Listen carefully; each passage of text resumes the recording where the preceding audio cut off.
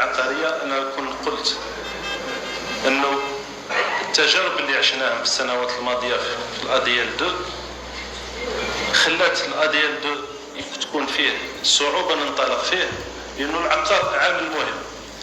العام هذا قمنا باستباق الأحداث، وشاكر لكل الولاة على مستوى الجمهورية أنه مشاو معنا ووفرنا الأوعية العقارية باش ننطلق كمرحلة أولى على الأقل في سكنات عدل 3، وين أن نقدر نقول أنه العقار كمرحلة أولى في أديال 3 ما أصبحش عائق موجود.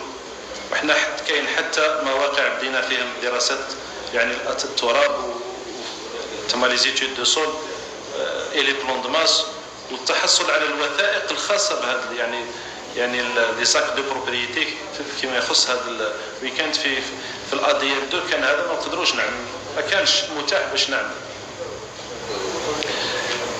فيما يخص السعر احنا الآن في غضد دراسة الموضوع بطريقة عقلانية.